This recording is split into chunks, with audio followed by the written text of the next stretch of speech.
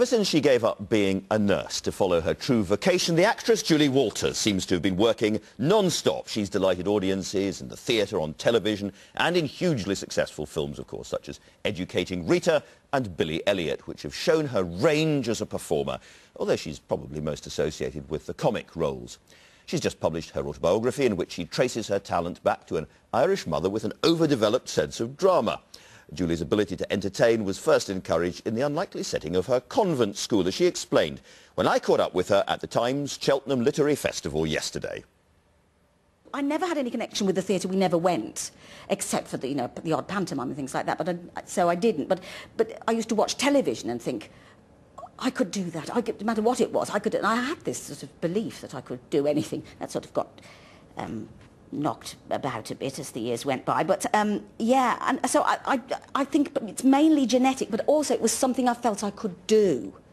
And I got a lot of to make people laugh is a fantastic feeling, and that one of the first things that happened was one of these awful nuns at my primary school said, "You should go on the stage," and that was huge for me. Yeah. She probably didn't mean it that way. She probably didn't mean it literally. But, you know, do you think it has made you a better actress to have been teaching, have been a nurse, have done all those sorts of jobs before you actually became a full-time actress? Oh, definitely. You draw on as an actor, you have to draw on your own experience. Although, obviously, you're playing other people, it has got to come through, filter through your experiences and your understanding of somewhere of those experiences. And you came up the hard way. You did the pubs and the clubs and the small theatres on the way up. Well, I did the Everyman. I started at the Everyman Theatre, which was an amazing, at that time, an amazing theatre. It still is, to start.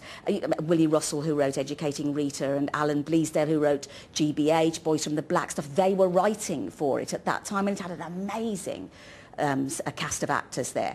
And and we did do the pubs. You literally had to go from pub to pub and hold a pretty plastered audience. You did, and the thing about Liverpudlians is they're immensely witty. You couldn't have any airspace because they'd be in with something much funnier than what you were about to say. And you go down to London and start to get some great parts. For all those people who think that an actor's life is uniformly sort of glorious and glamorous, it's a wonderful passage in your book about living in Greek Street in Soho, which is possibly the most sordid piece of descriptive writing of my home that I've ever read. Well, we did live opposite the Soho Sex Centre. As soon as you opened the window, looked out of the window, that's what you saw, which was terrible. My mother came to visit, but there was no escaping it. There it was. And Soho then wasn't like it is now. It was much, much seedier in those days. In your career, there's been two or three obvious big turning point moments. I guess Educating Rita is the biggest of all. Is that right? Yes, and it was combined with meeting Victoria Wood and working with her. The two things were sort of happening at the same time.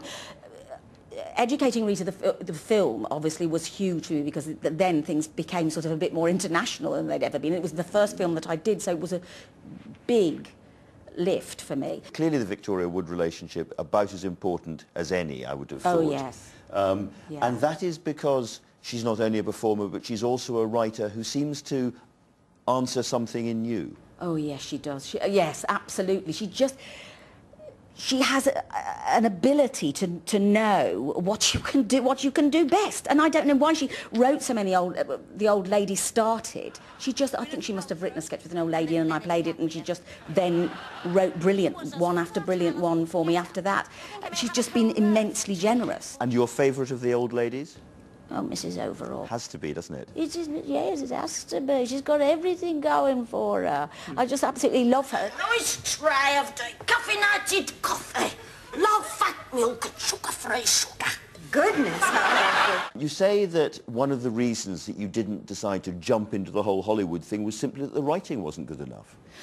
Well, yes, I never had much desire anyway to go and be in Hollywood, whatever that means, really. But after Educating Rita, if there was a time, it would have been then. And I did stay around, because I did lots of publicity, and I got an agent and everything. But no, they didn't know what to do with me. And with the vast sort of success of Educating Rita, did that put you off your stride a bit? I mean, the whole success coming to you so quickly then, that must have been a very strange time. Yes, it was a strange time. I went a bit wild, I think. I had my teens then, in my 30s. It was wonderful as well. I'm not saying it was, you know, you get a good seat in the restaurant and people upgrade you to first class and that sort of thing.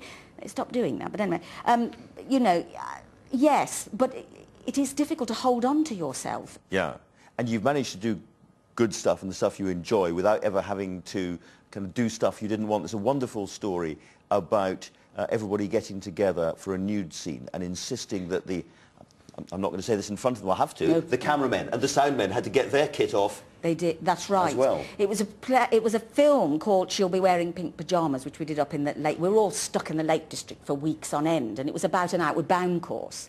And in it was a shower scene where we had to take our clothes off. Well, none of us wanted to do it, really. We were sort of slightly dreading it. It was quite a long scene. We were all chatting and, you know, whilst washing. And anyway, we were all sitting in the bar one night with the sound crew, and we said, oh, we're dreading it. And somebody, people have said it was me, I don't think it was, I'm not sure, but somebody said, well, why don't we sort of play a trick and say that equity past emotion, that we, you know, if we take our clothes off, then the crew have to. And we were terrified then, of course, because they believed it. It was much more terrifying than anything else, than taking the clothes off.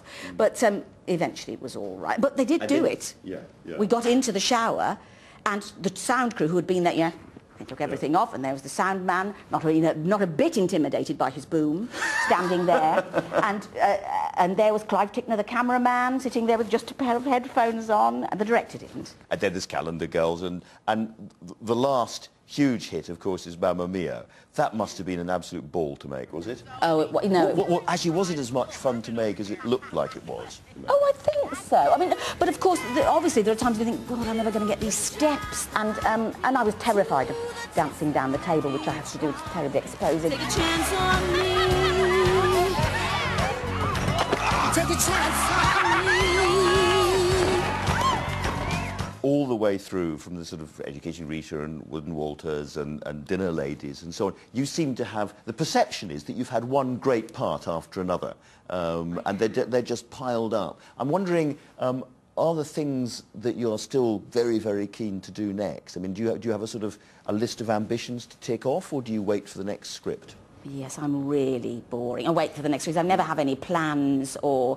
I mean, I like doing a mixture of things. I'd never say I'm going to concentrate now on film or anything like that.